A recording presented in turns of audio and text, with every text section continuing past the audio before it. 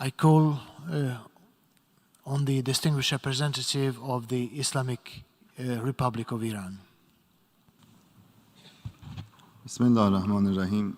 Mr. President, I am taking the floor to respond to the unfounded accusation made against my country early this afternoon by the representative of Israeli regime, who, as its customary and yet another desperate attempt, misused this UN platform to make false claims against others.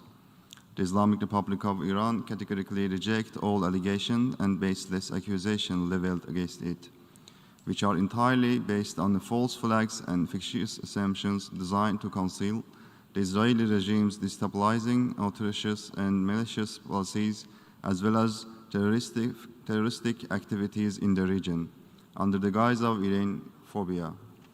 Paradoxically, the Israeli regime has falsely accused Iran of being source of the regional insecurity and a threat to the region, while this regime, as a primary source of insecurity in the region, continues its malign and destabilizing activities by flagrantly and systematically violating international law and the UN Charter.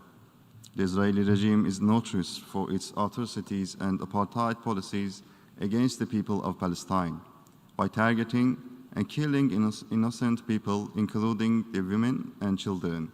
In the occupied Palestine, the Israeli regime continues to commit flagrant and systematic violation of human rights and all norms of international humanitarian law, especially the core crimes of genocide, crime against humanity, war crimes, and crimes of aggression. The Israeli regime also openly supports terrorism in the region and beyond. As stated in the letter of the Permanent Mission of the Islamic Republic of Iran to the UN Security Council, dated September 7, 2022, addressed to the President of the Security Council and Secretary General, and as published in the UN document S/2022/679, the Israeli authorities have unequivocally acknowledged the regime's involvement in the criminal terrorist acts against Iranian officials, scientists, and civilians, as well as sabotage operations against Iran's peaceful nuclear infrastructure inside Iranian territory. This regime also continues to work closely with the terrorist groups designated by the Security Council resolutions to further its sinister and political agenda in the region, and will go to any lengths to prevent terrorist groups from being defeated, and yet to cover up its illegitimate and illegal actions and distract the international community's attention as a long-lasting pattern of its ill-intended policy. The Israeli regime blames the Islamic Republic of Iran. This regime itself utilized the weapons of mass deception. Yet this is not the end of the story. The representative of the Israeli regime has claimed that Iran's peaceful nuclear program, which has been under the comprehensive safeguard of the IAEA, posed a threat to the regional and international security, whereas the true threat to international peace and security is the Israeli regime's development, production, stockpiling of various types of weapons of mass destruction, and its actual threat to use them against the regional countries. This regime is the only one in the Middle East that has not acceded to the NPT and refuses to subject its nuclear facilities to the IAEA's comprehensive safeguard regime. Furthermore, the Israeli regime refuses all international efforts to free the Middle East of the nuclear weapons and other weapons of mass destruction. The Israeli regime has taken advantage of every opportunity to threaten the use of force against other UN members of the United Nations. And now the representative of this regime abused this high-level meeting in flagrant violation of Article 2 of the UN Charter, threatening to use force against my country by its military capabilities, which include its nuclear weapons.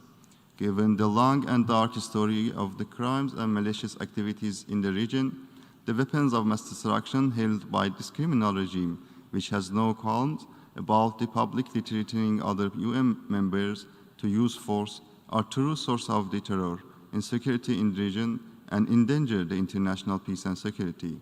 Therefore, the international community must strongly condemn the belligerent and threatening statements of the Israeli regime's representative and compel this regime to abide by the rules eliminate all its WMD arsenals under the transparent, verifiable, and irreversible verification regimes, and stop all of its persistent threats along with its disruptive and malign activities in the region. It's well-known fact that peace and security in the Middle East will not be achieved until the international community and the United Nations fulfill their responsibility to combat and to put an end to the persistent threat posed by this dangerous regime against international peace and security. Last but not least, the Islamic Republic of Iran reserves its inherent right to self-defense under international law, the United Nations Charter, to decisively respond to any threat or wrongful act perpetrated by the Israeli regime. As a responsible member of the United Nations, the Islamic Republic of Iran is committed, consistent with its right and obligation under the international law, to actively assisting in regional nations and governments in their efforts to combat foreign-backed terrorist groups in the region until they become entirely eradicated. Mr. President, as I have the floor, I would like to refer to the statement just made by the Minister of the Foreign Affairs of the Kingdom of Bahrain, and should remind this delegation that the term Persian Gulf has been correct appellation for the body water situated between Arabian Peninsula and Iranian Plateau since 500 years before Christ, and will remain so forever. I thank you, Mr. President. Now I call